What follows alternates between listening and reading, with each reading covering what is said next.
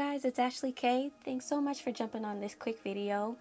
Be sure to click the subscribe button and hit the notification bell just so that you'll know about all the new videos that I upload. But I just wanted to do a quick video about the intercostals because I've been talking about breathing a lot and I wanted to make sure that I explain what the intercostals do.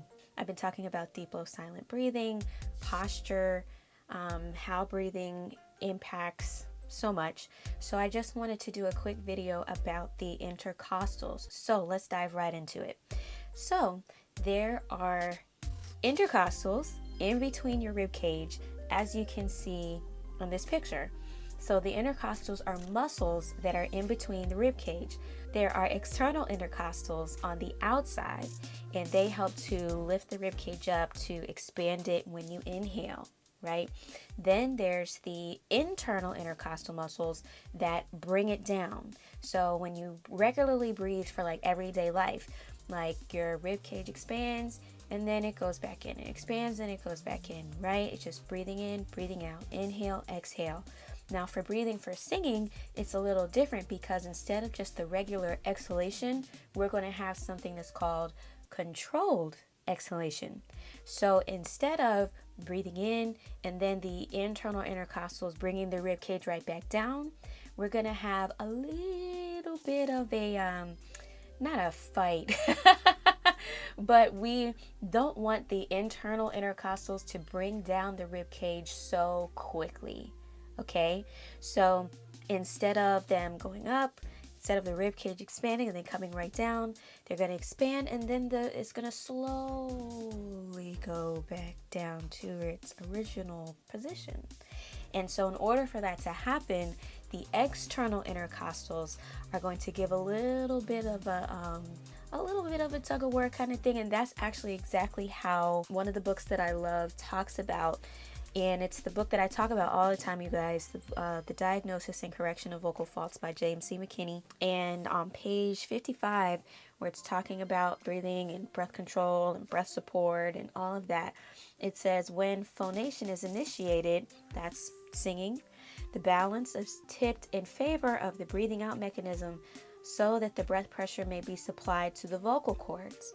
However, the breathing in muscles, the diaphragm and the external rib muscles, which are the external intercostals, must remain active as a counterbalancing force, which resists the breathing out muscles, but not enough to win the tug of war. To the singer, it feels much as if he is staying in a breathing in posture, even though air gradually is moving out of his body. So even though we are actually exhaling, right? Because we're singing, which means the breath is leaving our body. We're phonating breath, we're exhaling on a note, right? So even though we are actually exhaling, our breathing in muscles, our external intercostals, and the diaphragm have to remain active. So when we normally breathe in and breathe out, right? We breathe in, and then the internal intercostals bring the rib cage right back down. In this case, the external intercostals are going to give it a little bit of a fight. And we don't necessarily want the external intercostals to win. We don't want them to win the fight, but we do want them to slow the internal ones down. So when it says that to the singer, it feels as if he is staying in a breathing in posture, it's because you're not letting the rib cage deflate or go back down so quickly. And so this is breath support. Breath support is a dynamic, ever-changing relationship between the forces which bring air into the body and the forces which cause air to leave the body.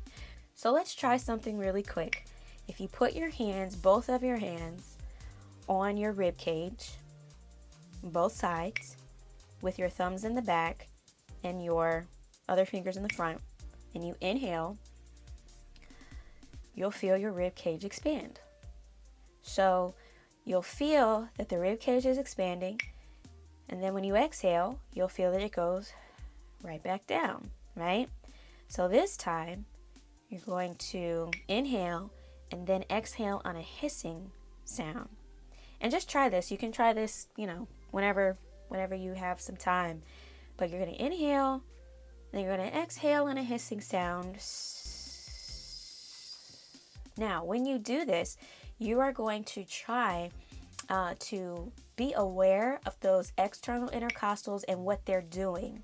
The function of the external intercostals when you're singing is to slow down the rib cage from going down so quickly. Now, you don't want to like force them to stay lifted or expanded. No, that's not what we want, because that's something totally different. We don't want that.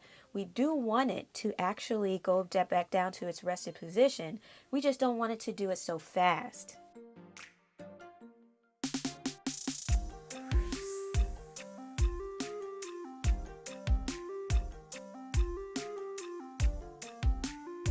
Hey, thank you so much for checking out my video. I really appreciate it. Be sure to subscribe to my YouTube channel so that you'll be notified every time I put out a new video. And also be sure to follow me on Instagram and Facebook and LinkedIn. I definitely want to make sure to connect with you in all those places. So thank you guys again so much. Bye. Like poetry, as your words take hold of me, and you didn't have to say a thing.